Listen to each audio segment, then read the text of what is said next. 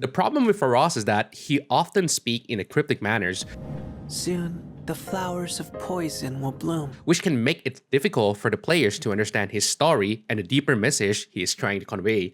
As someone who loves to delve deep into video game narratives, I'm here to help you understand just how great a character Pharos truly is. We first meet Pharos, who appeared to be a young boy with blue eyes wearing a black and white striped shirt, similar to what Prisoner wears. This is one of the early clues suggesting he's trapped inside the protagonist's body. At first, he didn't share his name, but after you meet him a few times and offer friendships, he thinks for a moment and introduces himself as Pharos. Name? Oh, I see. I need a name. My name is Pharos. Pharos means lighthouse in Greek, which is a facility that helps guide ships in an open sea during the night, paralleling to how he's guiding the protagonist throughout the event of Persona 3. Interestingly, just like how the lighthouse operates only during the night, Pharos also only visits the protagonist during the nighttime. There are likely other meaning of the name Pharos in other cultures, but I choose to go with the Greek one here to align the narrative with the Seas members, as their personas are all from Greek mythology.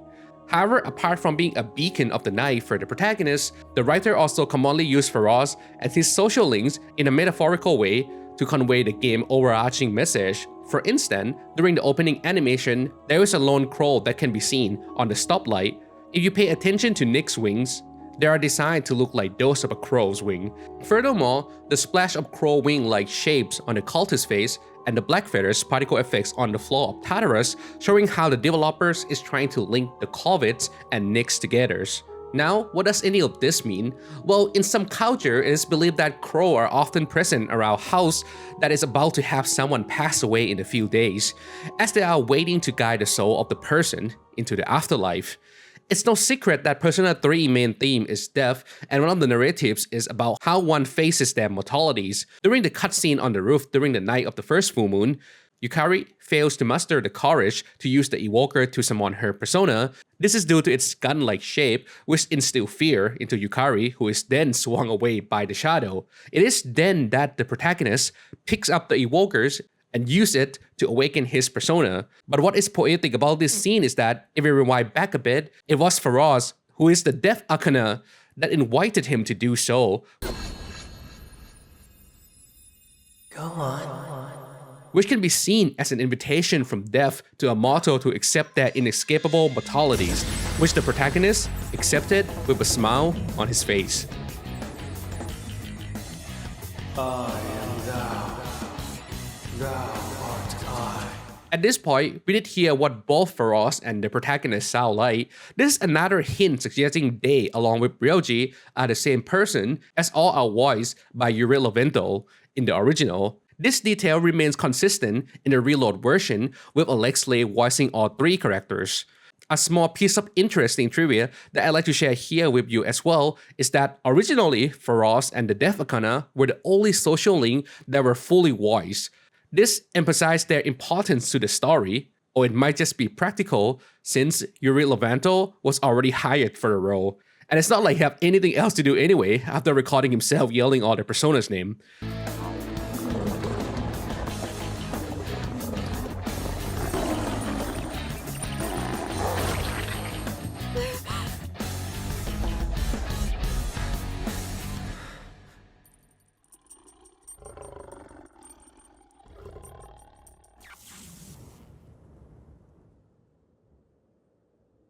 During the first playthrough, this particular scene might not seem important. However, on a second viewing, if you closely watch how the camera moves from one character to another, it becomes a clear message. This camera work hints strongly to the players that Pharos, the protagonist, Orpheus, and Thanatos might all be the same person, or at the very least, share the same body.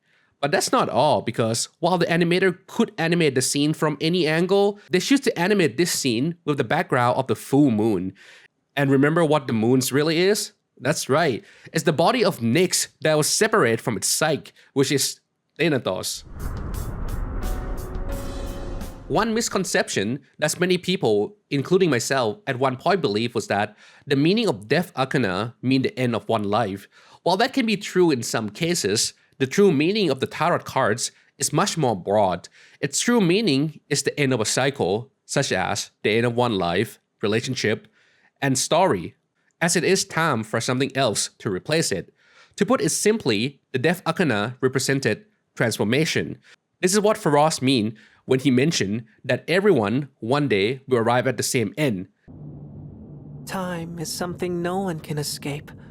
It delivers us all to the same end. You can't plug your ears or cover your eyes. This can be confusing since we usually associate the word ends as a full stop, which, funny enough, is the meaning of the reverse Death Arcana contrasts with upright meaning of a moving cycle of transformation. With that said, Pharos often reminded us about times and how many seasons have passed when visiting us, echoing this message. There was one more thing I wanted to tell you today. Soon, the flowers of poison will bloom.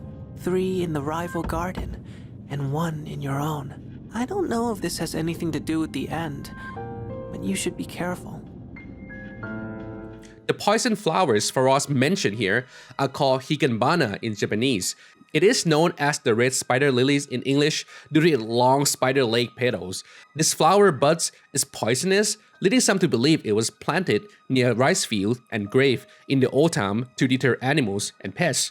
Now, Pharos mentioned the 4 higanbana, 1 in the protagonist's garden and 3 in the rival gardens. Some people believe that the one in the protagonist's gardens is referring to ikusuki. This idea stemmed from connecting the poisonous property of the flower with ikusuki action as he revealed his true intentions. Other evidence that suggests this connection is during the opening animation, we can see Pharos uncover the camera, allowing us the players to see Ikusuki observing the SIS members closely from the control room, suggesting that he is trying to warn us about Ikusuki. While I think the poisonous aspect of the flower is a great way to put 2 and 2 together, I have to disagree, and let me tell you why. I believe that more important than the higanbana poisonous properties is its symbolisms. In Japan, higanbana are associated with death and the spirit world, often seen as a farewell gift to the soul that will undergo the transition as they pass into the afterlife. The Sanzu River, known in the mythology as the river souls cross to reach the afterlife, is often depicted with field of higanbana along its banks. These flowers bloom as a final farewell to the departing souls. This symbolism can also be seen in the game opening animation, where Elizabeth transformed a higanbana into the Velvet Room key, symbolizing her and Igor's final gift as they offer their assistance to the protagonist in his transition from life to death. We will soon reach your destination.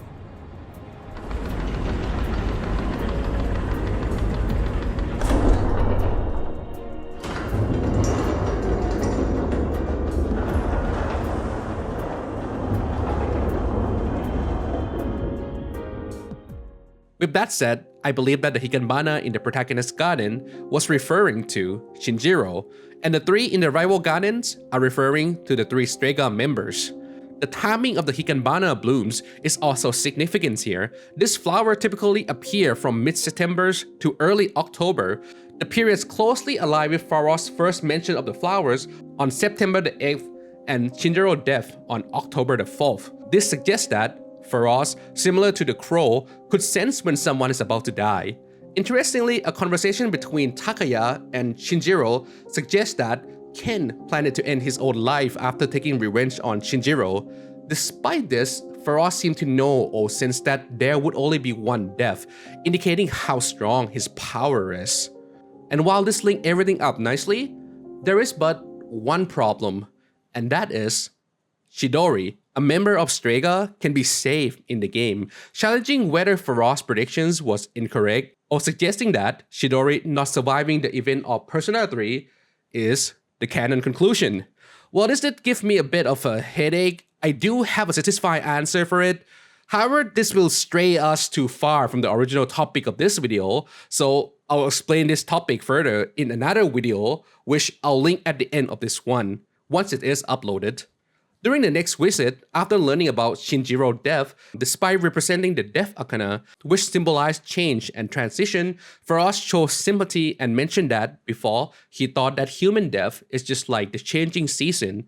After all, there are people dying and being born every day. However, now he understands why people mourn.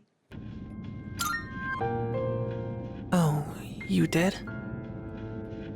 In this world, people die every day.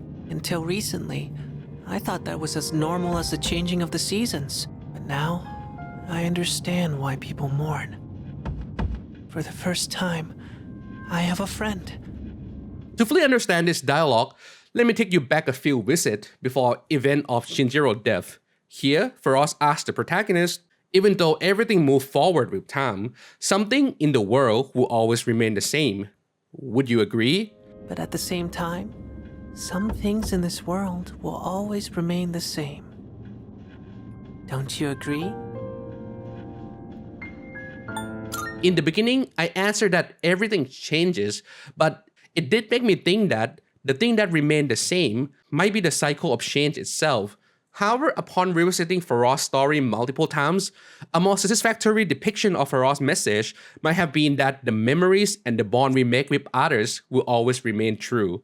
This makes more sense since the game put a lot of importance on the concept of memories. I mean, you know that song at the end that everybody cries their eye out for? That song is called Kimi no Kyoku, or Memories of You. Other evidence that suggests this is how Pharos himself keeps mentioning that he and the protagonist will always be friends.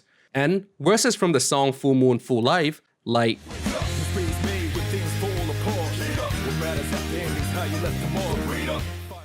this mirror Death Arcana message, that ending creates space for new beginning.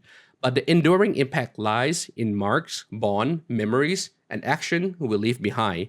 They are truly what matters and remain eternal in the annal of history, and it's precisely these memories of a loved one who left a mark within us that cause us to mourn when they are no longer around.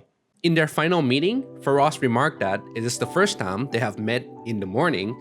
This isn't random, as the obvious reason is because Cease defeated all the major shadows, which then merged back into Pharos. But the more interesting narrative here is that this also signifies the end of Pharos, the sight of Nyx, who was dreaming as he wakes up to a new morning as a new being called Ryoji. This idea of Pharos, and later Ryoji, becoming more human as a result of his residency inside the protagonist is a well-discussed theme in the Persona community. However, I also like to add that it's also likely that it was Pharos within the protagonist that helped the protagonist come to terms with his own mortalities. If you think about it, the Social Link story is about a boy who faces the tragedy of losing both of his parents at a young age, but instead of developing an extreme fear of death, he gained an understanding of mortalities. Similarly, death, a phenomenon whose only function is to take life, is able to develop an understanding of life. This transformation, as Pharos say, is nothing short of a miracle. The time has come. I know this is going to hurt, but there's something I have to tell you. This is goodbye for you and me. In my eyes, our friendship was a miracle. I want you to know that. Yet, as he notes, even miracle don't last forever. All things eventually end to make new way for new beginnings. In order for tomorrows to come, today must end. And as today become history, tomorrow will always be battlefield. Remember it as memories. Thanks for watching. If you enjoyed today's video about Pharos and his story, don't forget to hit the like button. It's really helped me out. If you haven't already, consider subscribing to keep up with all the latest contents. And if you want to support the channel further and gain additional perks, check out the link in the description below. Your support is incredibly important to me and enable me to continue creating content that you enjoy.